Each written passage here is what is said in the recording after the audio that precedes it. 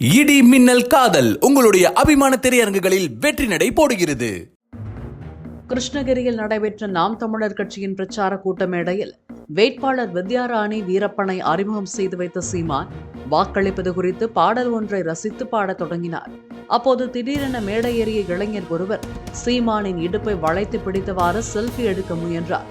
இதனை சற்றும் எதிர்பாராத சீமான் பாடுவதை நிறுத்திவிட்டு இளைஞரின் கையில் இருந்த செல்போனை பிடுங்கினார். உடனே சீமானின் இடது கையை பின்பக்கமாக வளைத்து பிடித்த அந்த இளைஞர், அண்ணே ஒரே ஒரு செல்ஃபி அண்ணே என்றார்.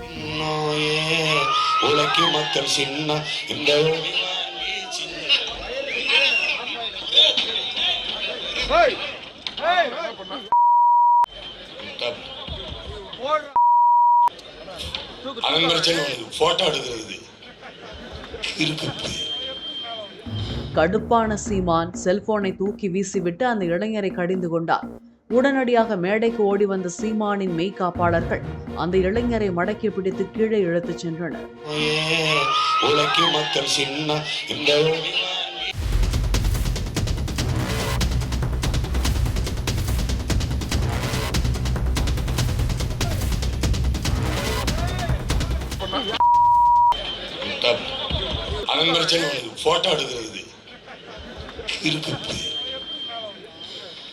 இடி மின்னல் காதல் உங்களுடைய அபிமான திரையரங்குகளில் வெற்றி நடை போடுகிறது.